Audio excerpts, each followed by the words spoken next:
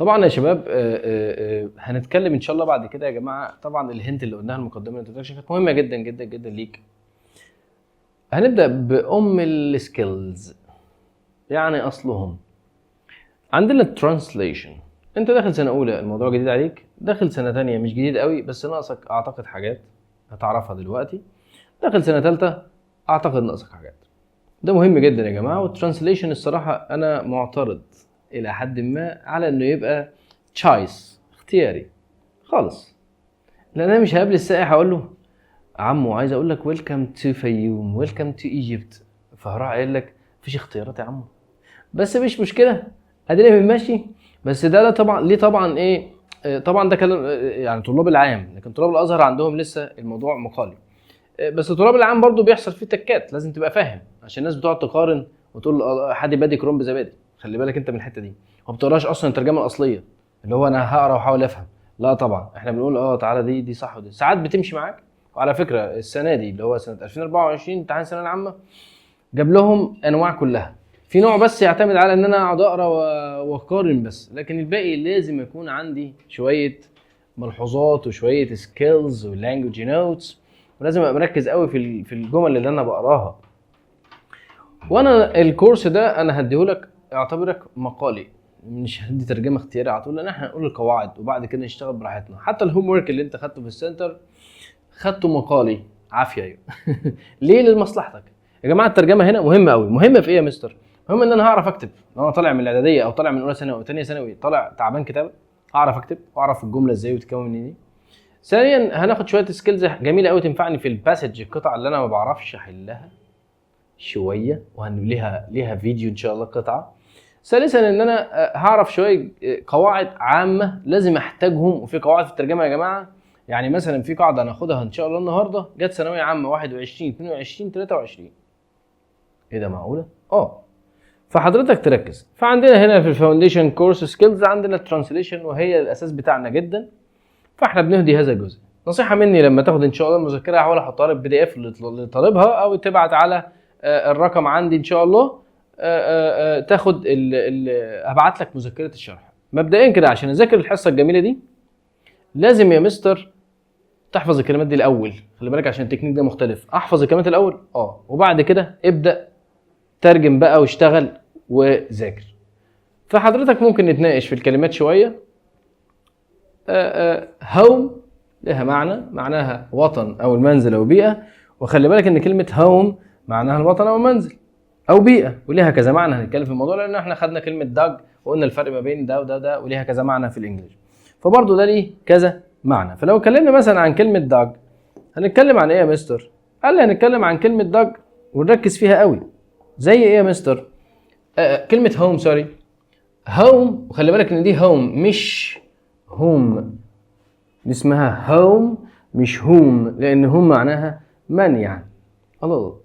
خلي بالك كلمه manage to معناها تمكن ان. طبعا انا جايب لك الكلام ده من قلب الشرح، فالمفروض اقول لك manage to معناها يتمكن، بس انا جايبك من قلب الشرح عشان تعرف ان الماضي من manage. وفيها تكه هنا حلوه قوي، ان كلمه manage to لو جه بعدها manage جه بعدها to يا جماعه خلي بالك انها معناها يتمكن ان، يعني يعرف يعمل. طب قصادها لازم تبقى عارف يمكن ان.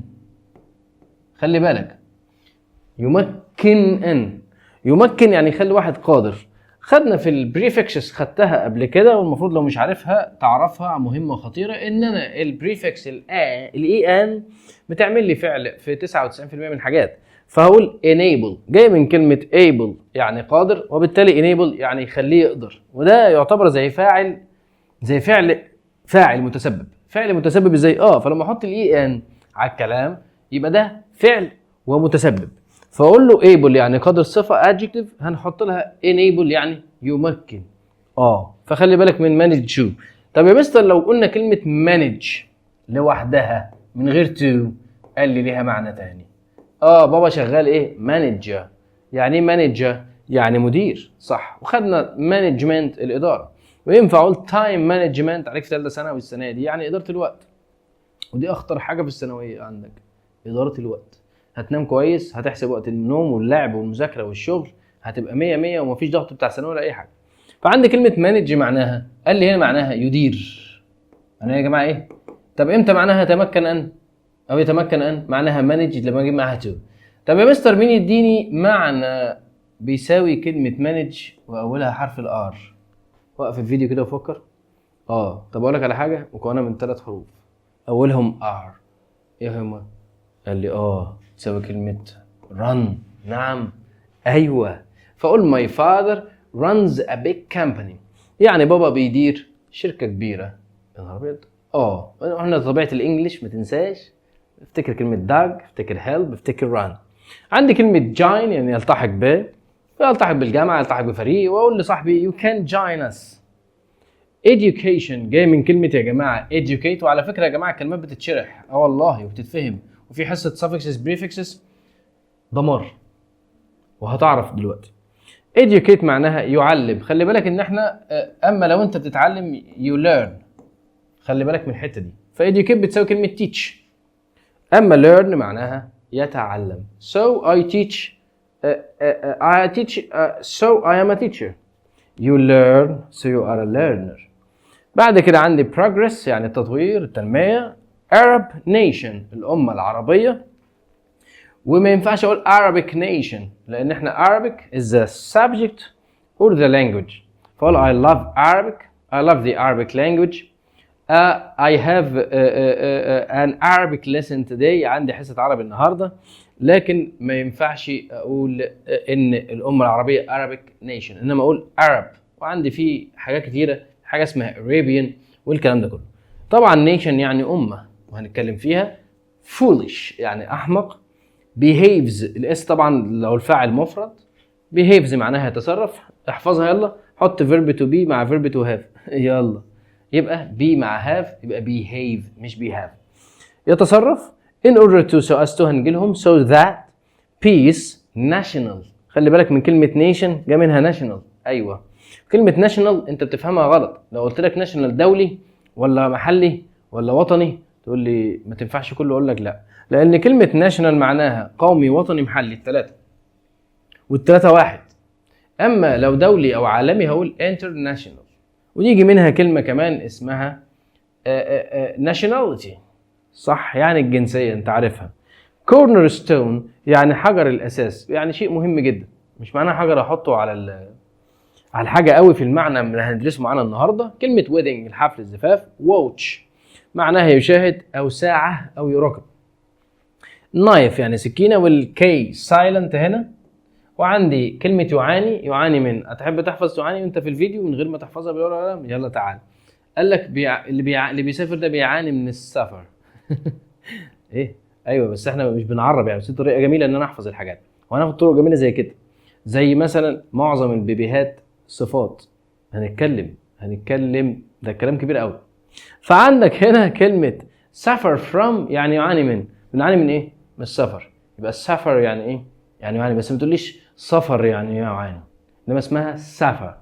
بعد كده unemployment معناها البطالة. وطبعا لازم تبقى عندك علم بأساس الكلمات، ومعظم الأساسات أفعال. فعندي كلمة employ يعني يوظف، وبالتالي لو حطيت لها M-E-N-T معناها ده بقى أصبحت noun فبقت employment يعني التوظيف. حطيت لها ان ادتني العكس UN يبقى unemployment البطالة. حفظت 3 كلمات: employ يوظف، unemployment البطالة، وemployment التوظيف. ممكن احفظ حاجات تانية، ممكن اضيف لي employ ER وهتبقى employer. يلا قول. هتقول لي موظف، اقول لك لا مش موظف، لان ال ER بتعمل اسم فاعل من الفعل، وبالتالي employer يعني صاحب العمل اللي بيوظف. الحاج عجة اللي قاعد على الكرسي ويقول له خش يلا اشتغل معايا وهديك مش عارف ايه في الشهر، فده employer صاحب الشغل. اما لو انت راجل انت اللي جاي تشتغل موظف بقى اسمها employee. الكلام ده هنتكلم عنه في حاجات تانية، ودي كلمة نطقها فلاحي شوية، بس الكلمة الوحيدة اللي نطقها تقريبا فلاحي في الانجليش. زي interviewer وinterviewee والكلام ده كله، وهنتكلم عن الحاجات دي. لغات اجنبية انت يلا هتقول لي foreign، لا طبعا اسمها foreign languages. enable international monuments وincreasing. وكلمة aspire يعني يا مستر aspire معناها يسعى او يطمح الى، بتساوي كلمة look forward to، وبيجي بعدها طبعا ing ودي aspire. طيب يا مستر يلا يا باشا. قال لي علشان تبقى جامد جدا جدا فبفضل الله احنا عايزينك تختلف عن الاخرين. ايه هو يا مستر؟ فهذا الجزء يساعدك في كتابه المقال، الاساي. مش اسمه اساي يا جماعه، اسمه اساي. والقطعه اولا قبل الترجمه. قبل مين يا جماعه؟ الترجمه. خليك سلطان بالعربي. How to translate. ازاي اترجم؟ قال لي يا مستر لا ترجمة لكلمة دون قراءة الجملة. عندنا عرفنا كلمة داج، ممكن اقول she's a dog، مش عارف ايه، الله الله الله. ولا قبل قراءة ولا ترجمة لجملة قبل قراءة الفقرة، الباراجراف، والتعرف على السياق العام. ما تقعدش تترجم لي. الناس اللي داخله اولى هيبقى صعب عليها قطعة قوي، الناس الثانيه لسه بيحاولوا في قطعة، والناس الثالثه الى حد ما اتعودوا، وفي ناس اللي مقصره هتبقى برضه قطعة عندها مصيبة، لانك في سنة ثالثه قطعة عندك قطعتين في الامتحان، ولسه في مواصفات جديده ان شاء الله. فالترجمه ليست مجرد نقل كلمه، انا ممكن افهم الجمله وفي كلمتين اللي مش عارفهم صح او لفظ، وانما هي نقل مفاهيم الكلام. مفاهيم الكلام. فلو قلت لك مثلا there are 4 skills to master English، لو انت ركزت في ماستر تقول الناس بقى بتبدا تترجم ازاي؟ ماستر يا خراش ما اعرفهاش، ودي مصيبه. انا الكلمه اللي ما اعرفهاش بعمل نفسي مش شايفها، وبشوف نوعها ايه الاول، part of speech. نوعك ايه؟ تعالي بالراحه، هعرف اللي قبلها اللي بعدها. وهناخد مثال. في الكلمات عامله زي السمكه، لو جبناها هنا في الاستوديو اللي احنا بنصور فيه دلوقتي وحطيت سمكه هنا، ايه اللي هيحصل لها؟ مفيش ميه، تموت. فالكلمه عايشه في بيئه، فبصش الكلمه لوحدها، لا بص للكلمه والبيئه اللي حواليها. ومجتمع تستمد وجودها الا من بيئه حولها تتعايش معها. يعني مفيش كلمه لوحدها جايه كده في الجمله تيجي لوحدها كده اعرفها، الا طبعا حاجات معينه. فتاخد بالك ان مش كل ما اقول هوم يعني منزل. الله، ازاي؟ الا لما اقرا الجمله وضحت تمام، ما وضحتش اكمل باقي الفقره، الجمله اللي بعدها، الحاجات دي. فهناخد مثال كلمه هوم. يعني ايه يا مستر هوم؟ قال لي يا مستر هوم معناها ما اعرفش، لان احنا قلنا 3 معاني فوق في الجدول ده، انت هتاخد معاني تانية. من الصعب ترجمتها خارج السياق، فإذا وردت في سياق هذه الجملة تكون الترجمة دون أي لبس. He is at home، يعني إنه في المنزل. واضحة جدا. ليه؟ قريت الجملة. لما لو مسكت home كده قلت لك ترجمة، قول لي لا مش هترجمها، اديني الجملة يا باشا. يبقى هنا he is at home، إنه في المنزل. طيب تعالى بقى نشوف إيه الموضوع. قال لي يا مستر لو واحد قال لي home means a lot to me. يعني يا مستر هاو means a lot to me، يعني البيت يعني لي كتير. انا بحب الحيطه دي قوي، لا الحيطه دي بكرهها، ما بحبش انام على السرير اللي جنب الحيطه دي. لا حضرتك انا بحب الحمام قوي. لا يا فندم، هنا هوم means a lot to me، المنزل يعني لي الكثير، ولا الوطن، ولا البيت. تعالى يا باشا حسب الجمله اللي بعدها. الجمله دي كده ما فهمناش كلمه هوم. هنا فهمنا فهمت خلاص السلام عليكم. طب هنا دي جمله برضه فهمت؟ لا كمل قرايه يا ريس. يبقى عندي هنا يا مستر لما اتكلم مثلا عن كلمه هوم، لما اتكلم هنا كلمه هوم مثلا، يبقى انا يا مستر عندي لازم احدد. هتحدد ايه يا باشا؟ حدد الكلام. لو قلنا مثلا واحد بيتكلم مع واحد ويروح قايل له يا اخي هوم means a lot to me، I miss، ايه يا جماعه؟ I miss my country او my neighbors. الله الله الله الله الله الله الله. يبقى انا يا مستر وحشني جيراني، وحشني دولتي. يبقى ده راجل مغترب وبيقول هوم هنا يعني الوطن. الله الله. ست بزنس وومن، سيدة اعمال جايبه الفلبينيه تقعد تساعد عيالها وتربيهم وتعمل لها كل حاجه. وفي مره طالعه من البيت بص كده قالت انا ما بربيش عيالي، ما بقعدش معاهم، يا جوزي ما اعرفش عنه حاجه، يا لا اقفل الباب. home means a lot to me. يبقى ده معناها ايه؟ الله، الحياه الاسريه. ايوه. واحد تاني شغال مهندس بترول، راجل بيكسبوا كتير ما شاء الله عليه وربنا يبارك لهم. قال لك شغال في عز الصحراء والبرد، قال لك يا سلام يا اخي شويه شوربه ورك بطه على شويه اشغل الدفايه في الكرفان. home means a lot to me يا اخي. ده معناها ايه؟ معناها هنا الراحه والدفء وشويه اكله حلوه. الله الله الله. لو قلت مثلا Africa is the home for lions، هنا هوم معناها ايه؟ بيئة. يا نهار ابيض، موطن. الله الله الله الله الله الله. يبقى كلمة هوم ليها كذا معنى. فلو كلمنا عن كلمة هوم هتلاقي معاني كتير جدا. يبقى واحد مغترب، واحد تاني عامل في الصحراء عايز الدفء والراحة، واحدة تانية ربت ست بيزنس وومن وعايزة تريح تشوف أسرتها وحالها حال الله الله. كلمة لايم معناها بيئة، البيئة مثلا بتاع النبات أو الحيوان. يا نهار أبيض. كمان ممكن بقى نركب حاجات مع كلمة هوم. فلو قلت لك الراجل ده اللي بيقول home means that to me I miss my neighbors. لو قلت لك الراجل ده he ايه يا جماعة؟ as homesick، هتقول لي الله يعني ايه homesick؟ اول حاجة تمشيها غلط، سبت كل حاجة وقلت homesick، ما ربطتش الجملة بالجملة. يا سيدي he is homesick يبقى نوعها adjective. صح يا مستر. بتكلم عن مين؟ عن هو. يبقى ما تقوليش بقى البيت عيان ولا الحيطة دي مسوسة. لا، يبقى هنا يا مستر he is homesick دي صفة للراجل ده اللي بيقول لك home means to me I miss my neighbors. يبقى حضرتك هنا الراجل ده عنده حنين للوطن. الله الله الله. يبقى homesick معناها الحنين للوطن. طب لو ركبنا معاها كمان كلمة شبهها اسمها seasick، قال لك دي صفة معناها البحر عيان. يا حلاوتك يا طعمتك يا سلام، بحر عيان صح فعلا. لا طبعا اسمها seasick adjective. معناها ان عنده دوار البحر، يعني كل ما يركب السفينة يقعد بقى يغمى عليه ويخبط في الدنيا. الله الله. وبالتالي الراجل ده عنده home sickness، عنده مش يكون home sickness. يعني ايه يا مستر home sickness؟ يعني الحنين للوطن. وبالتالي sea sickness ده الناون بتاع انه عنده دوار بحر. يا نهار ابيض. طب يا مستر لو جبت هوم مع كلمة تاون او اي مكان، فلو قلت هوم تاون يعني ايه يا مستر؟ قال لي يعني بيت المدينة. لا حبيبي، هوم تاون هنا معناها مسقط رأس باللغة العربية الفصحى. خلي بالك عشان انت العربي عندك تعبان. الفصحى عشان بنشوف مصايب من سنة اولى بالذات ثانوي. يقول لك ايه؟ لقى 9 اشخاص مصرعهم. الباشا مترجم لي مصرعهم فاست يعني سريع. مش عارف انت عربي يعني ايه لقى مصرعه؟ طب تحب اقول لك حاجه بتاع ثالثه ثانوي؟ يقول لك ايه يا عم ما تلخبطش، اختلط الحابل بالنابل. تقول لي حبل ونبله. ايوه ما احنا بنشوف حاجات جميله قوي بسم الله ما شاء الله. انت اللغه العربيه الفصحى فصحى عندك مش فصحى. يعني اخواتي يا جماعه اقروا، لازم يبقى عندك ثقافه، لازم يبقى عندك ثقافه انجليش وعربيك، ودول مادتين مهمين جدا. يا مستر انت بتاع عربي ولا انجليش؟ لا يا حبيبي بتاع انجليش.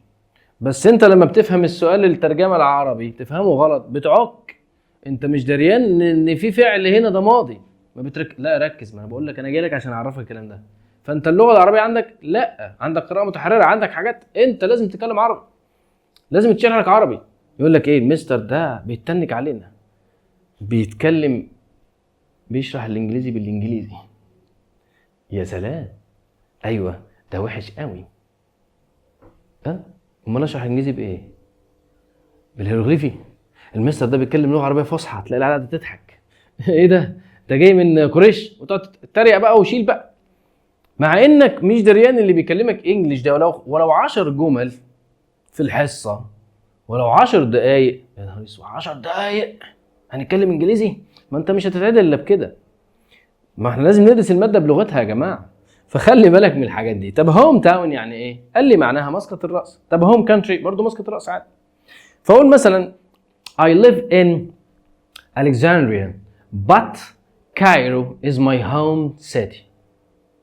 يعني هنا معناها ايه؟ انا راجل عايش في اسكندريه بس القاهره هي مسقط راسي، المدينه اللي نشأت فيها. محمد صلاح lives in England but his home، كمل انت، home city؟ لا، home country is Egypt، لكن مسقط راسه هي مصر بلده الام. صح يا مستر، اديك حفظت كلمات، حفظنا بتاع 8 9 كلمات واحنا واقفين كده.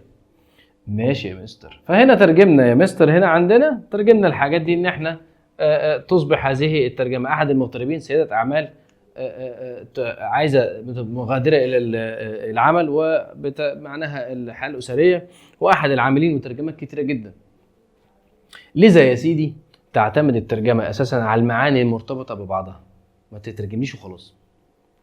وعلى فكره بالمناسبه اللي بيترجم المترجم بتاع التلفزيون ده اسمه انتربريتا، الترجمه الشفهيه، اللي هي مثلا على قناه زي الاخبار الBBC ولا حاجه وبيترجم عربي، فبيروح في الصوت اللي بيتكلم ده اسمه انتربريتر.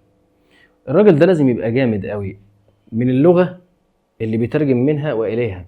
يعني انا بترجم من فرنش لايطاليان لازم ابقى شديد فرنش وايطاليان، بترجم من عربي لانجليش لازم ابقى شديد عربي وانجليزي. الله والله مستواي في العربي الحمد لله يعني عشان بقرا عربي احسن من ناس كتيره في ثانويه عامه، مع اني ما باخدش عربي بقالي كتير قوي. ايه ده يا مستر؟ خلي بالك من اللغات. لذا تعتمد الترجمه اساسا على المعاني المرتبطه ببعضها. يظن الكثير ان صعوبه الترجمه تكمن في صعوبه كلمات والمفردات. يا باشا انت في الثانوي كده كده في القطعه والترجمه هتجيلك كلمات انت ما شفتهاش قبل كده، وده طبيعي لان طبيعه القطعه انسين. يعني ايه انسين؟ مش متشافه. فما تجيش تقول لي يعني هتلاقي 7 6 8 كلمات انت مش عارفهم، وارد جدا عادي جدا، الا لو انت وحش بقى وجامد فهتلاقي كلمتين بالكتير. ولكن البناء اللغوي السليم للجمله المعطاه هو البدايه الصحيحه لضمان الحصول على درجه سؤال الترجمه. ومش درجه سؤال الترجمه بس بالمناسبه، المقال بقى تعرف تكتب ازاي، لان احنا هنبدا بالبناء السليم للجمله. يا مستر الجمله هنا قصدك ايه؟ قصدي يا باشا الستيتمنت. يعني ايه يا مستر ستيتمنت؟ قال لي يعني الجمله الخبريه. وهنبدا يا سعاده الرئيس بالستيتمنت عندنا، وهنتكلم في تعالي يا ستيتمنت نتكلم معاكي. فدي اسمها يا باشا ستيتمنت. يلا يا باشا عشان همسك ورقه وقلم هنترجم مع بعض. وقف الفيديو لو سمحت وترجم الجمله دي وارجع تاني. statement معناها الجمله الخبريه بتتكون من subject plus verb والobject لو موجود صح، وباقي الجمله واخرها full stop او period اللي بنقول عليها نقطه. فاز علي بالمباراه امس. الجمله دي statement خبريه، ومعظم الجمل خبريه، وطبعا انت عارف السؤال بيبان جدا بس احنا بنركز على الخبريه عشان ده ينفعنا في الكتابه وفي القطعه وفي كل حاجه وفي الترجمه اصلا. قال لي بتبدا بالسبجكت. فين السبجكت يا وحش؟ علي. علي عمل ايه؟ فاز بايه؟ بالمباراه. يبدا يا ريس. يلا انت بتوقف الفيديو طبعا وهتقعد تترجم وتبص الترجمه بتاعتي.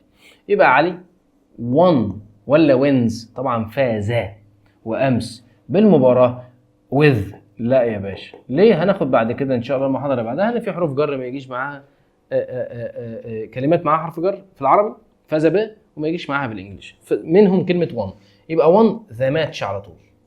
يبقى انت استفدت حاجه اهو. امتى يا مستر؟ yesterday. سين سؤال ينفع ابدا بكلمه yesterday يا مستر في الاول؟ قال لي وطبعا ده adverb ظرف adverb of time، فهنبدا ب yesterday وبعد كده الكاما وبعد كده نبدا الجمله علي won. يبقى اقول yesterday علي won ده ماتش. رقم 2 حدد زمن الجمله. يبقى اول حاجه الجمله تتكون من ايه؟ تاني حاجه حدد زمنها. ينفع الجمله يجي فيها مضارع وماضي؟ لا. طب ينفع يجي ماضي ومستقبل؟ قال لك كل ده عادي علشان تبقى جامد في الترجمه دلوقتي، تحفظ الجدول اللي فوق اللي قلت لك عليه جامد. يلا يا باشا ينفع مضارع ينفع ماضي مع بعض عادي، ممكن ماضي او مزيج. يلا يا باشا. تمكنت هبه من اجتياز الامتحانات وستلتحق بالجامعه. مين اللي تمكن من اجتياز الامتحانات؟ الدكتوره هبه. اتفضلي يا دكتور. يبقى هبه تمكنت واخدها فوق. يا مستر شكرا ليك. يبقى managed. مستر لا انا مش هكتب managed، انا هكتب could. ما عندي مش فيش مشكله يا سيدي. طب يا مستر had the ability. هي تمكنت كان عندها القدره. وحاجات تانية managed to تمكنت من اجتياز. طبعا managed to بيجي بعدها الانفينيتيف. يجتاز يعني ينجح. وافهم المعاني لو سمحت. to pass الامتحانات يبقى the exams. وستلتحق يبقى and. مين اللي هيلتحق يا دكتور؟ she. ستلتحق يبقى سوف. will طبعا تلتحق واخدينها فوق انت حافظها يا وحش. join the university. وسوف تلتحق بالجامعة. شكرا. 3 verb to be الوحش البلطجي اللي قاعد شغال معانا في اي حاجة ازمنة ماشي. قال لي لما ترجم اقول الطالب ماهر الجملة دي فيها فعل؟ قال لي لا. اول ما تشوف جملة بنسبة 99% ما فيهاش فعل افتكر الحاج بيه. فالطالب ماهر يلا يا فندم يبقى the student. ممتاز. قول معايا يلا. ايوه the student as. ماهر يعني clever smart شغال brilliant. طب يا مستر هسألك سؤال محرج معلش انا اسف. هي احنا جبنا verb to be دي هتقول لي انا حافظ كده يا باشا. I am hungry. She's good. The student's clever. طب جبت فيرب تو بي دي. في ناس مش عارفه، في ناس حافظه، بس انا هحولك من حافظ الى فاهم وحافظ. قال لي يا مستر كلمه كليفر نوعها adjective، وبالتالي احنا عايزين فيرب تو بي. مصر هي قلب الامه العربيه. هديك قاعدتين في قاعده واحده. يلا يا باشا، مصر عربي بقى، يبقى طبعا ايجيبت. واحد هيقول لي ذا ايجيبت، اقول لك لا، ما تقولش ذا ايجيبت، ما تقولش ذا فيوم، قول ذا السودان عادي. فده حفظ صم، معظم الحاجات الاعلام ما بياخدش ده. ايجيبت، مصر هي قلب الامه العربيه. طب يا مستر هي دي تعريفيه؟ بتعرف مين؟ بتعرف ان مصر هي اللي قلب الامه العربيه. خد يا باشا كلمه هو او هي للتعريف، يبقى احنا عايزين فيرب تو بي. مضارع يبقى مصر از. قلب الامه العربيه، القلب يبقى ذا هارت، وتنفع معنى مادي ومعنى معنوي. يعني هي احنا يعني في وسط الامه، في وسط الشيء، يعني في قلبه، يعني حاجه مهمه جدا. والقلب اهم عضو في الجسم. ذا هارت القلب بتاع الامه. اترجم كلمه بتاع باف، يبقى ذا هارت اوف. يلا يا باشا كده الامه العربيه، ترجم لي العربيه كده. هتقول لي ده مضاف اليه تقريبا. هقول لك يا باشا الامه العربيه، ركز فيها، مش وقت المضاف اليه نشرحه بعدين. الامه الايه؟ العربيه. العربيه تعتبر صفه، والامه ناون، يبقى مش هقول الامه هنا، هقول الامه هنا، يبقى the Arab nation، يعني الامه العربيه. طب يا مستر اقول nation Arab؟ لا، ينفع اقول the nation of Arabs عادي، لكن زي ما هي كده لا.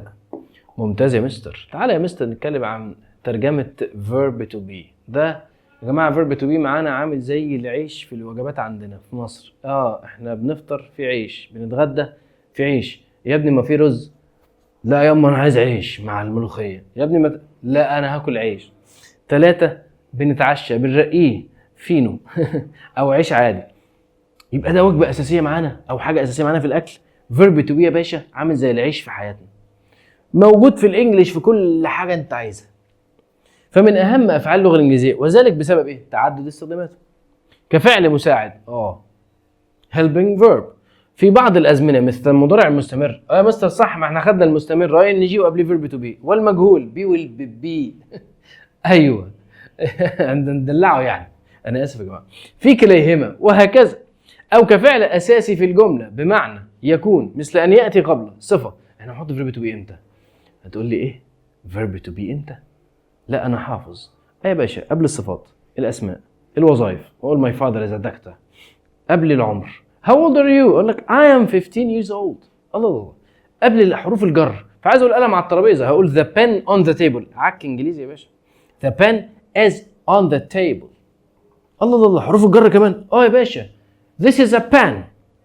this is a door.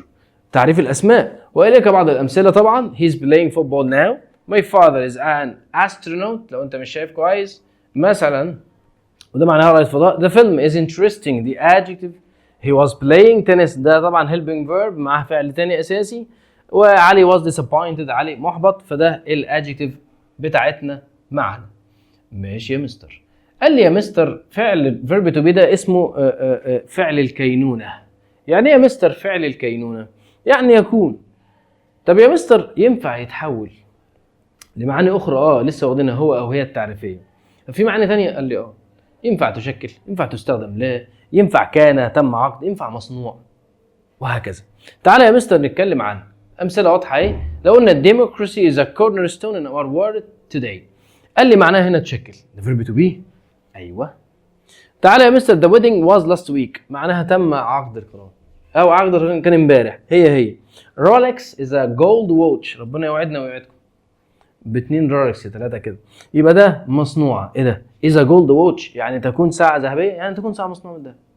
يبقى ينفع اكون فيرب في حاجات كتيره جدا. a knife is for cutting. تستخدم السكين للقطع. يبقى اجيب فيرب تو بي مع فور والاي ان جي معناها تستخدم ليه. بعد كده يا جماعه هنتكلم نمبر 4 رقم 4. تجنب دائما الترجمه الحرفيه. يلا يا باشا تعال نترجم الجمله. ما زلنا نعاني من مشكله البطاله، ما زلنا نعاني. طبعا انت لازم تفهم الجمله وما وراء الجمله. لو انت مركز مع كلمه ما زلنا هتقول وي ستيل وي. يا عم لا، احنا بنبدا بفاعل، يبقى هنا عندي وي. تعرف ان كلمه ستيل معناها ما زال، وبالتالي adverb. وتنفع يا مستر كلمة still بمعنى adjective to be motionless. فأقول لك stand still، اثبت يلا. صح يا مستر. يبقى هنا يا مستر كلمة still adjective، بس هنا still كلمة دالة على زمن ال present continuous المضارع المستمر. طب بتيجي فين يا مستر؟ قال لي يا باشا بتيجي هنا كده. طب ال present continuous قال لي يا باشا نروح قايلين we are. يلا انا قلت لك يعاني، جملة كانت بيعاني من ايه؟ من السفر، بس انطقها صح بقى سفر، دلعها. يبقى يعاني يعني سفر. هنحط سفر في المضارع المستمر present continuous، يبقى عندي are زائد سفر واحط لها ing، والافضل افصل بينهم. وعلى فكره ستيل ليها كذا استخدام. من يبقى from. مشكله الايه؟ البطاله. اعرب لي البطاله كده لو سمحت. ايه؟ اعرب لي البطاله. اعرب. ايوه يا باشا اعرب البطاله. طبعا هنا البطاله مضاف اليه، صح ولا انا غلطان؟ على ما افتكر ايوه. قال لي يا مستر المضاف اليه بيترجم بكذا شكل. هتقول واحد اللي يبدأ بواحد وتبدأ اتنين، هتحط في النص of. والمناسبة دي اسمها of مش of ولا of. والتانية دي يا باشا اسمها of. كده الاتنين f. وعلى فكرة الاتنين f او التو letters ما بيتضعفوش، ما بحطش شدة فيهم في الانجليش يا جماعة، خلي بالك. فدي اسمها of ودي اسمها of. فهنا يا مستر ما زلنا نعاني من مشكلة البطالة، يبقى we are still suffering from مشكلة البطالة. يلا لا، يبقى the problem. مشكلة بتاع مين يا مستر؟ بتاعة البطالة. قال لي بتاعت يبقى of. البطالة يعني يلا يا باشا employ يعني يوظف. انا حفظتها يا مستر من الحصة. والmend M-E-N-T يبقى التوظيف. انفي يا باشا يبقى on.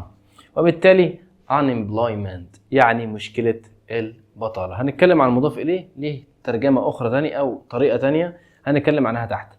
نمبر 5 قال لي دائما الصفة تأتي قبل الاسم والظرف الادفيرب بعد الفعل وعلامته الواي. وده كلام يا جماعة ضيق شوية في الظرف، مش هنفتح الظروف كلها عشان ما نزعلكش ونطلع الأسرار، لأن في أنواع كتير للظرف. بس أشهر ظرف عارفه اسمه adverb of manner اللي هو ظرف الطريقة. فأقول مثلا she runs quickly. وعدا الشواذ فكلمة good she plays well يعني هي بتلعب.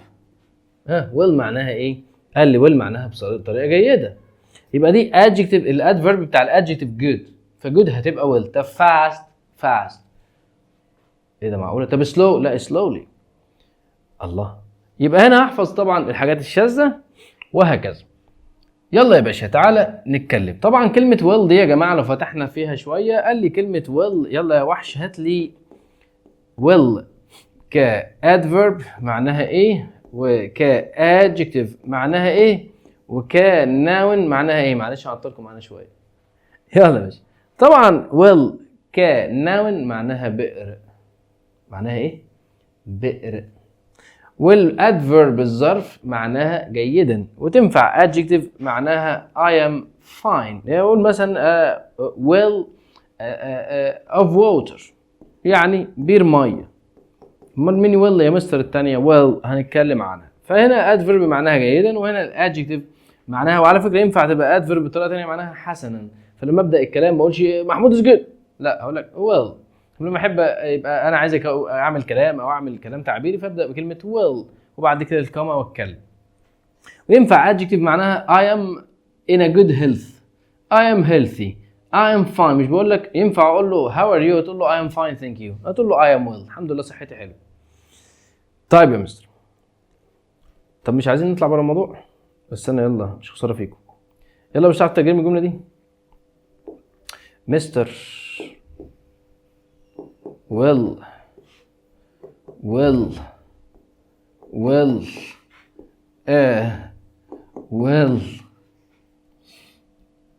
at the well with all his will at Christmas Eve. اللي داخل تالتة ثانوي اللي في تانية عارف يعني ايه Christmas Eve. طبعا كريسماس ايف معناها ليله العيد، عشيه العيد، الوقفه. لا مستر، هو ايه الحكايه؟ ايه مستر؟ ول يلا انطقها كده وتاخد 20 جنيه جايزه ورا بعض كده. مستر ول قد ول. يا نهار ابيض. لا كفايه مستر. طبعا هنستفيد من هنا ان هنا كلمه ويل ليها كذا معنى. شغل دماغك يلا. كلمه ويل مستر يبقى ده اسم شخص. في ممثل اجنبي اسمه ويل سميث، صح؟ دي ستيتمنت، جمله خبريه، وبالتالي هنا ده السبجكت الفاعل، وبالتالي ده الفيرب، وده auxiliary verb او زي المودال فيرب. الله. طب انا عرفت ويل. طب ويل تنفع فعل عادي؟ ويل ويل استنتج، مش دي يبقى دي ناون، صح. at the will ودي بالاي، خلي بالك. يبقى مستر ويل at the will with all his will at Christmas Eve. انا ابيض. يبقى عندي كلمة will ليها كم معنى؟ 1 اسم شخص، 2 verb فعل معناه سوف. will التانية ليها كذا معنى يا جماعة. معناها معناها ايه يا مستر؟ قال لي معناها لو هنا كلمة will او لو هنا ترجم will بمعنى إرادة أو وصية، يا نهار أبيض، أو ليها معنى تانية. فلو كفعل معناها كلمة will، قال لي يا مستر كلمة مستر will سوف يتمنى أمنية أو سوف يوصي بوصية. يا نهار أبيض. يبقى كفعل معناها يتمنى أو يوصي، وهنا كاسم معناها وصية أو. يا نهار أبيض. طب يا مستر with all his will ده طب ما ده نون برضه، دي معناها هنا إرادة، بكامل إرادته. يا نهار أبيض. at Christmas Eve عرفت كم معنى الويل؟ 1 2 3 4 5 6 7. يا نهار أبيض. طبعا at the well معناها عند البئر. يا نهار أبيض، الموضوع كبر قوي. احنا ايه اللي جابنا هنا؟ يلا يا باشا نكمل. يبقى عندي هنا يا مستر لو هنتكلم عن إنه ولد أحمق. معلش يا جماعة أنا سرحت منكم. إنه ولد أحمق يبقى he is، وأحمق يعني foolish، الصفة بتيجي قبل الاسم يبقى foolish boy. يلا يا باشا طلع لي الغلط هنا. طبعا يا مستر صح، دي غلط جدا. إيه الغلط فيها؟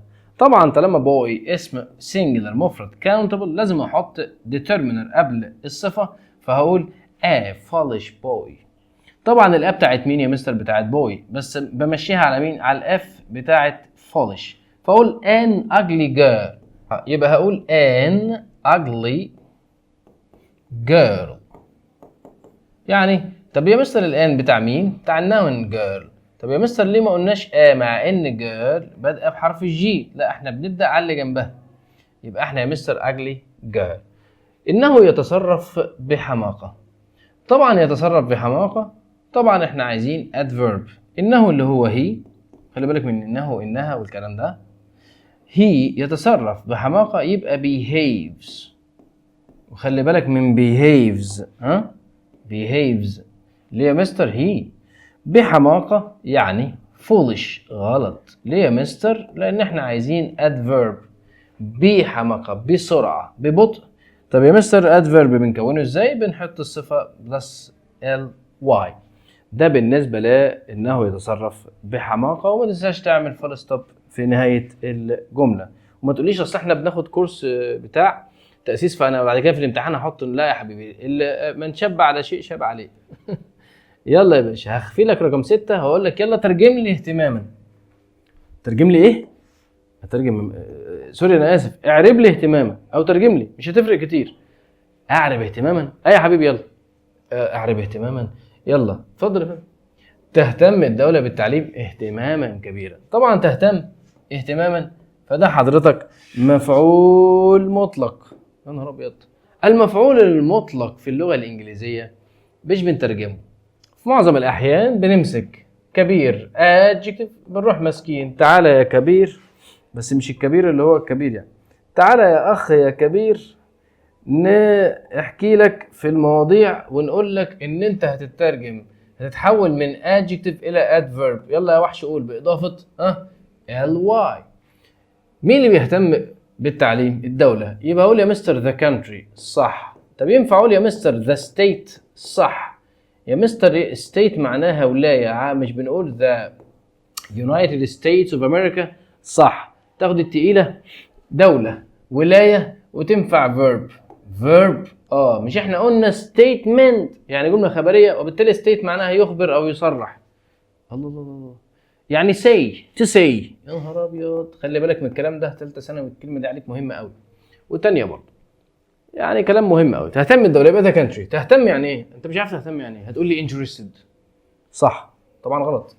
هتقول لي interested، انت كده بتبوظ اللي احنا بنعمله. interested نوعها adjective، يبقى لازم لها verb to be، يبقى لازم اقول is interested. او cares about او cares for صح يا مستر. is interested بيجي مع حرف جر، اقول ان اهتماما كبيرا. مفعول مطلق ما بيترجمش، وكبيرا هناخدها. كبير ده بقى انا جاي من كلمه لارج، حاجه كبيره ولا ضيقه ولا وسط؟ لا يا فندم، كبيرا يعني عظيما، يعني كبير قوي، يعني حاجه مكانيه، يبقى greatly صح. واحد تاني يقول لي مستر ما انا اقول a lot، ما عنديش مشكله يا باشا، لكن في حالات مش هينفع معاها لان انت تحول التحويله دي. تعال بقى للوحش نمبر 7 ترجمه المضاف اليه. ماله يا مستر ترجمه المضاف اليه؟ قال لي يا باشا ترجمه المضاف اليه لما اقول مشكله البطاله ترجم كده. صح يا مستر، دي مشكله البطاله، دي مضاف اليه. تعال نقول منزل امي صح. تعال نقول رجل الترابيزه بالعربي كده العامي صح يا مستر. قال لي المضاف اليه بتترجم بحاجتين. هتقول 1 2، انا لسه قايلها، يلا سمع لي. 1 2 1 2 طب لو بدأنا ب2، قال لي 2 ملكية ابستروفي اس او ابستروفي، وقلنا الملكية لها نوعين، مش ابستروفي اس بس، لكن ابستروفي اس وابستروفي بس بنسميهم احنا كده. طب يا مستر الابستروفي اس تتحط امتى؟ تعالى وبعد كده هنقول 1. طب تعالى نقول يا مستر مشكلة البطالة ب2 1. البطالة يبقى the unemployment. يلا يا باشا unemploy لا حول ولا قوة الا بالله، معلش يا جماعة. unemployment ماشي، فبقول the unemployment problem. طب يا مستر انا سرحان في الابوستروفي اس عشان دي في ناس بتنطقها غلط قوي، بزعل قوي والله، مركز في النطق. فاقول unemployment. طب يا مستر احط الابوستروفي اس، قال لي لا بس اعتبرها موجودة، عشان كده بتقرا قطع unemployment problem يعني المشكله دي بتاعه البطاله. ده فين بتاعه الملكيه؟ قال لي يا مستر الابوستروفي اس الملكيه مش بتيجي مع اي حاجه خلاص، بتيجي مع اسم انسان حيوان طائر. فالملك هنا unemployment البطاله، هل انسان؟ لا. حيوان؟ لا. طائر؟ لا. فما تحطش ابوستروفي اس، بس تعرف ان في ملكيه صح. طب المشكله الاولانيه هنقول the problem of unemployment، هي the problem of unemployment.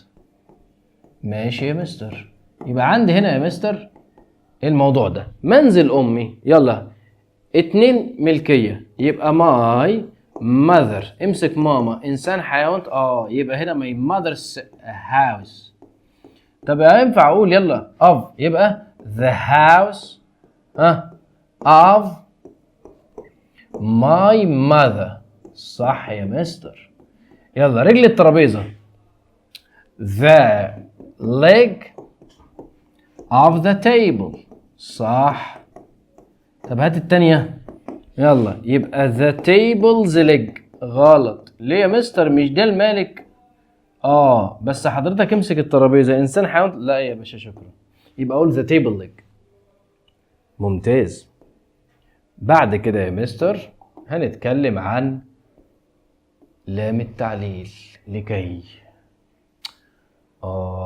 انا بزعل قوي. هسألك سؤال خطير مريب مليان فضايح خطير مريب مليان فضايح. اتفضل يا باشا قول لي ايه الفرق ما بين الاربع حاجات اللي اقولهم لك دول.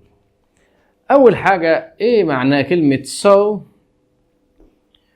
وايه معنى كلمه، هنكتبها لك دلوقتي اهي، ايه معنى كلمه so ومعنى كلمه so that ومعنى كلمة so شهأذت وكلمة والسو يا سو حبيبي حبسه. طبعا دي بتاع الحاج منير مالناش دعوه بيها، احنا ناس محترمين. طبعا مالكش دعوه بيها دي، طبعا انت هتبقى عارفها. هتقول لي ايه ده؟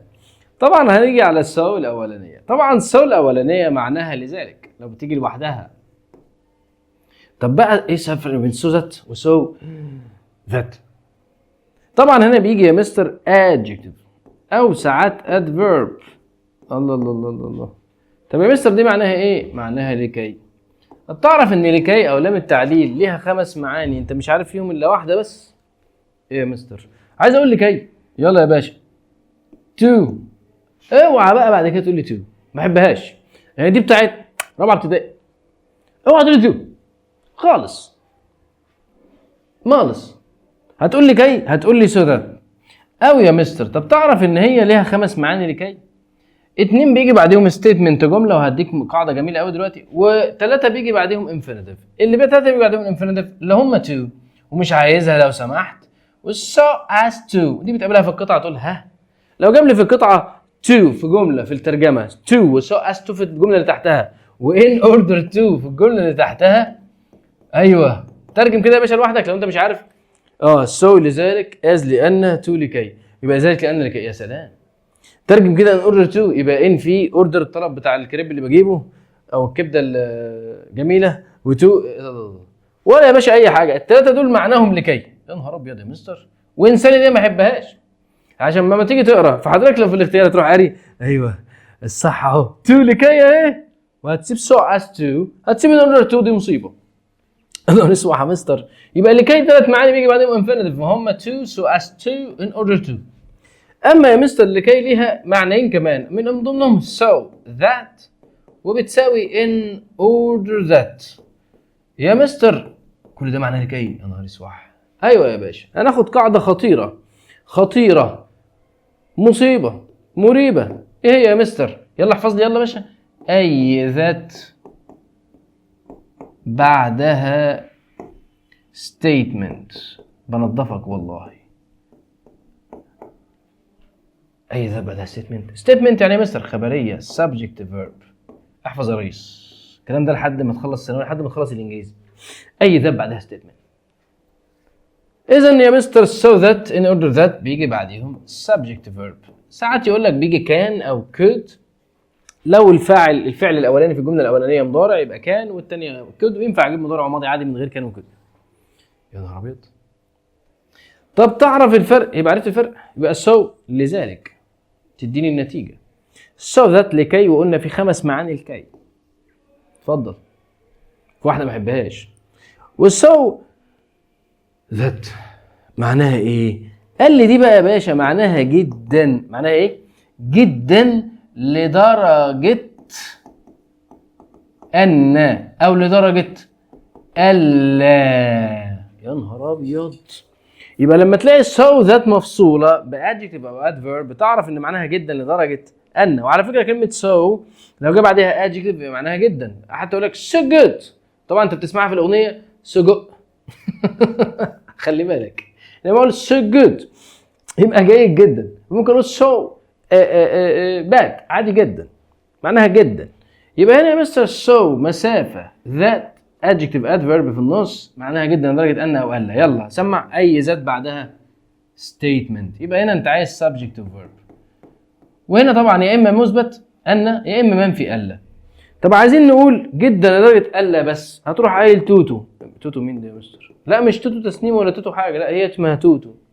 طبعا تو بيجي هنا adjective وبعد كده التو الثانيه، وهنا معناها برضو جدا بس لدرجه الا استطيع ان اعمل حاجه ومفيش فيها نفي، ودي خداعه جدا.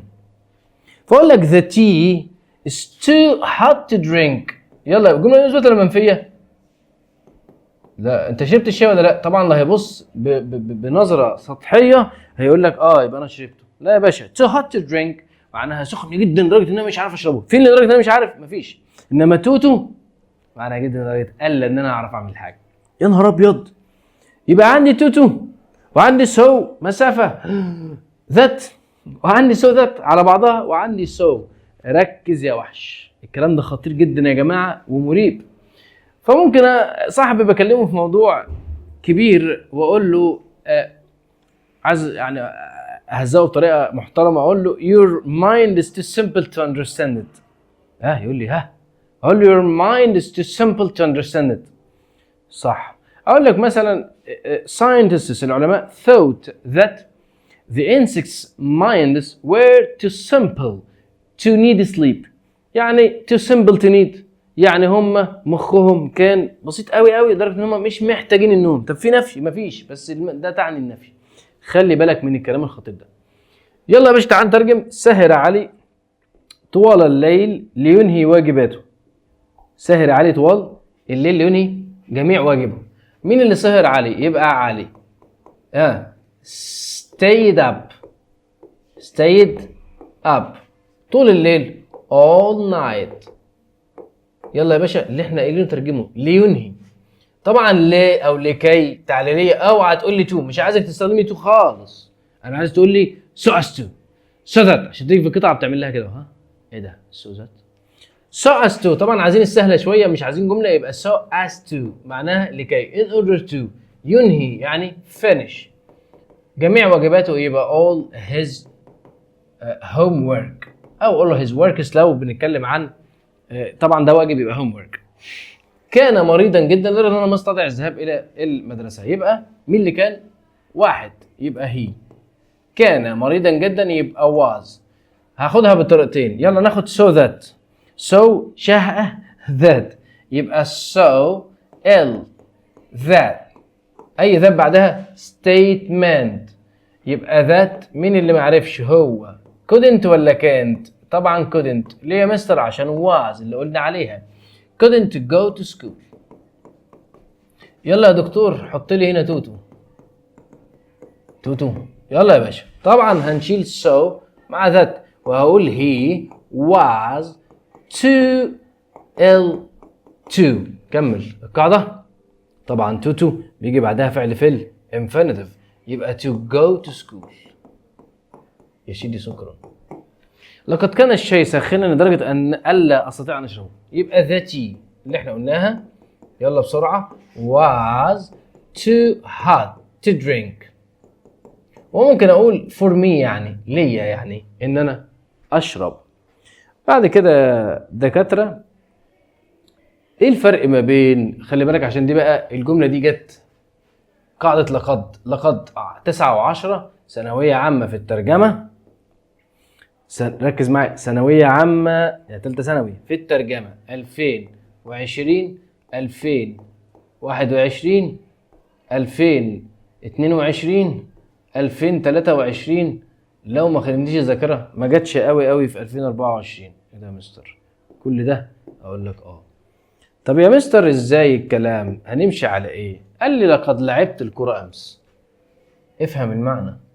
لقد لعبت الكرة. يلا يا باشا القاعدة بتقول ان لقد زائد او قد زائد فعل ماضي وفي الجملة اشارة تدل على الماضي هنترجم الى ايه؟ اتفضل. يبقى لقد عندي مع حاجتين، يا اما مضارع تام وفعل في الماضي يا اما ماضي بسيط past simple. صح يا مستر. اتفضل يا باشا. القاعدة خلاص خلصت يا مستر. لقد لعبت الكرة. مين اللي لعب؟ انا يا مستر. طب يا مستر انا لعبت، هتجيبها مضارع تام اللي بيتكون من have or has والبي بي، ولا هتكون ماضي بسيط past simple؟ طبعا احنا هنا طبعا في دليل على الماضي امس. خلاص يا مستر. يبقى احنا كده I played football yesterday. ماشي يا مستر. واعذروني لو في كده تكه غلط في التكات وانا بكتب. لقد او قد فعل ماضي بدون اشاره تدل على الماضي هنترجمها الى present perfect. مضارع تام have was. مين اللي لعب؟ انا. وخلي بالك من الضمائر. يبقى I have ولا has؟ يلا have لعبت يبقى played البي بي football. خطيره الجمله دي وهنشوف في الحل. طيب يا مستر. نمبر 11 قد زائد فعل مضارع. قد يلعب علي كرة القدم غدا. ترجم بالعربي. افهم العربي الاول. يعني ايه قد يلعب علي كرة القدم غدا؟ يعني علي ممكن يلعب الكرة بكرة. صح، تصدق يا مستر؟ علي ممكن يلعب الكرة بكرة. ايوه، علي يا مستر ممكن يلعب الكرة بكرة. يبقى قد ليها كذا معنى. يلا يا دكتور اشتغل لي. يا مستر صح، قد ليها كذا معنى. ايه يا باشا قد لكذا معنى بتاعها؟ فاول حاجة، مين اللي ممكن يلعب؟ الحاج علي. قد يعني ايه يا مستر؟ انا عارفها قد دي اللعيبة اللي ممكن اقول كلمة مايت او كلمة مي. صح يا مستر، يعني احتمال ممكن يلعب دول فعل ناقص بيجي بعدها الانفينيتيف يبقى بلاي. كرة القدم يبقى فوتبول، وطبعا حضرتك عارف غدا يعني tomorrow.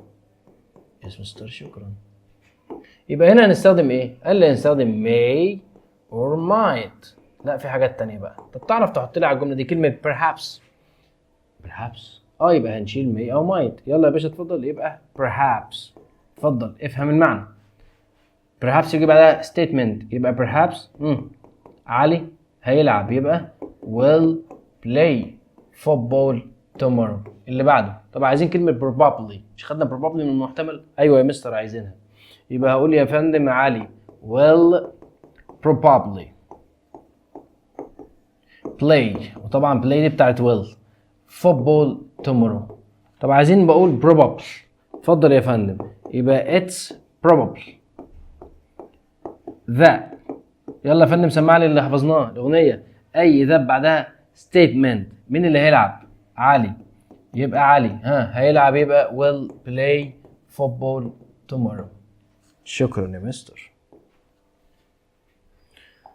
عندي موضوع كبير، ترجمة الضمائر.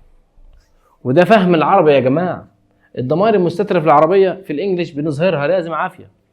فلو قلنا نفخر بأن التعليم اللي بيفخر احنا، يبقى لازم حضرتك تقول لي we. يبقى we are proud that education is the first national project in Egypt. دي سهلة يا مستر، ده ضمير الفاعل اهو. طب يا مستر لو اتكلمنا عن الضمير المتصل بالفعل او حرف الجر، اسألك سؤال. لو خبيت البتاع دي وقلت لك تعرف تقول لي مين ضمير المفعول؟ هتقول لي عارفهم. my him hers. انت خربان في الضماير. اولى تانية تالتة، خلي بالك والله احنا بايظين في الضماير. ففي ضماير فاعل، في ضماير مفعول، في ضماير ملكية، في صفات ملكية، في ريفلكسيف بروناونز ضماير منعكسة. مصيبة هنتكلم عنها في الكورس بتاع الرايتنج بتاع ثالثة ثانوي. يا نهار ابيض، او الكورس عامله كله. ان تعلم اللغات الاجنبية هنزل لك اهو. الضمير المتصل بالفعل او حرف الجر ترجم من ضمير مفعول. احفظ يا باشا لو مش حافظ دول. ضمير المفعول بتاع يا مستر انا مين يا مستر؟ قال لك سهله. ضمير المفعول بتاع انا مين هو يا مستر؟ تعالى يا فندم. مي بتاع هي، هم بتاع them كان اصلها they، بتاع us كان اصلها we، her اسمها she ودي اسمها her مش here، بتاع it هي it وبتاعت you هي you. اللي فوق دول ضمائر فاعل subject pronouns، انما تحت دول ضمائر المفعول. اذا ايه تعريف ضمير المفعول في الانجليش؟ لو قبليه حرف جر او فعل. ان تعلم اللغات الاجنبيه، قاعده رقم 13 اللي احنا مش هناخدها لان احنا خدناها دلوقتي. ان في الانجليش ما بتترجمش. ان تعلم اللغات الاجنبيه، بدانا الجمله بايه؟ بتعلم اللغات الاجنبيه. يبقى الفاعل تعلم، يتعلم يعني لسه قايلينها في الاول learn. طب تعلم اي اسم فاعل يا جماعه في العربي بترجمه learning، بترجم فعل واخد ing. يبقى learning لغات اجنبيه، الاجنبيه الاول يبقى foreign languages. انا وقفت جت في دماغي معلومه على foreign دي وفورينر بس نقولها لك يلا بعدين. learning foreign languages يمكننا. يبقى يمكن يعني ايه مثلا عارفها؟ يبقى enable. يمكن مين؟ يمكننا احنا. يبقى الضمير المتصل بفعل اللي هو يمكن ضمير مفعول. طب يمكن مين؟ يمكننا احنا، وده مش عارف ضمير مستتر تقديره نحن والكلام ده. الاعراب. يبقى هنا us يمكننا من قراءة. طبعا enable بيجي بعدها to، خلي بالك من الملحوظه دي تركيبات بقى خاصه بالانجلش، هي صعبه الصراحه انك تبقى عارفها، يعني صعبه ان انت تركبها، بس انت لما تتعود عليها بتشتغل. عشان كده يا جماعه اكتبوا كتير. enable us to read. الصحف العالميه يبقى the international، طبعا خدنا عالمي يبقى international papers، وهنتكلم في الحصه المحاضره الجايه ان شاء الله عن papers. يعني في مصيبه هنا يا جماعه، حد عارفها؟ يلا وقف الفيديو كده وبص، في مصيبه يا مستر. فيه ايه المصيبه؟ مصيبه. قال لي يا مستر لو بدانا الجمله ب present participle الفعل واخد ing، حضرتك احنا هنا بنعامله معامله المفرد في 30,000 حاله. يا نهار اسوح، يبقى enables us، لان تعلم اللغات تعلم. ما تبصش على languages وتقول enable، زي كلمه one of the مثلا students، واحد من الطلاب، is ولا are؟ طبعا is، لما بكلم one of. الكتاب كان معي ولكني اعطيته الى ساره. مين اللي كان معاه؟ الكتاب، يبقى the book. كان معي يبقى was with me. معي مع حرف جر ونحط لها ضمير مفعول. مع مين؟ معايا انا، يبقى with I. نعم اخويا؟ with me. ولكني but I gave it، اديته لمين؟ to سارة. شكرا يا مستر. المعلومة الثانية، تعرف صفات الملكية. مستر انت عملت هزقني بقى. لا مش بهزقك، بس انت في ناس ناسية والله الكلام ده يا جماعة للأسف، يعني من الإعدادية. ناس عندها مشكلة فيه من الإعدادية لحد ما توصل للثانوية، عندك مشكلة في حوارات الضمائر. طيب عشان كده احنا قلنا نعالجها لك. طب يا مستر الضمير المضاف إلى اسم يترجم إلى صفة ملكية. صفة ملكية. من صفات الملكية بتاعت I my، والاساس بتاعك السبجكت بروناون ضمير الفاعل، وكمل بقى بعديه. بتاعت يور هتبقى يو، اور هتبقى وي، هيز هتبقى هي ضمير الفاعل، شي، ات خلي بالك ان دي اتس، وذير هتبقى ذي. طبعا ذير و اتس. يزور مصر كثير من السياح كل عام لمشاهدة آثارها القديمة. يلا يا باشا هنبدأ بالفاعل. كثير من السياح يبقى a lot of أو many tourists. كثير من السياح بيزوروا مصر. visited غلط، visits غلط، visit Egypt. وبالمناسبة ينفع أقول كل عام every year في الأول هنا، ينفع أقول هنا بعد visit Egypt every year، فعادي حط لي هنا every year، ممكن تبدأ بيها أفضل يعني، عادي ما فيهاش مشكلة. يبقى أقول every year، وده ظرف طبعا فهيتاخد كاما بعديها. قالت تروح visit Egypt لمشاهدة. هتقول لي تو، هقول لك يا عم ما تجنناش بقى، احنا قلنا لكي او ليه. so as to يا سيدي يا عم اكتبها، هتفيدك في الاسئله، هتفيدك في اي حاجه. so as في القطعه so as to watch اثارها. اثر اسم، والها عايده على مصر. مصر عاقل؟ لا غير عاقل، يبقى it's مش ها. it's ايه يا مستر؟ اثارها القديمه الاول ancient monuments أو monuments. شكرا يا مستر أحمد. آخر قاعدة خدناها طبعا 13 أداة النصب إن ليس لها مكان عند الترجمة للإنجليزية. فبنقول يا مستر أحمد إن إحنا فمثلا ينفع نقول إن زيادة الإنتاج هي السبيل الوحيد لبناء المجتمع المثالي الذي نسعى إليه.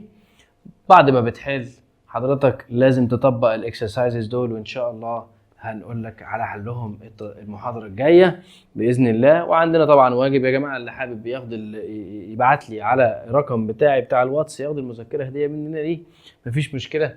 ودي يعني ايه مساعدة مننا للناس، ونوري وشنا للناس، وحاجة صدقة جارية نحسبها كذا نية فيها. وربنا يوفق الجميع، وإن شاء الله استنونا في باقي الحاجات. إن شاء الله هندمر لكم الدنيا في الأساسات بإذن الله. نشوفكم على خير إن شاء الله.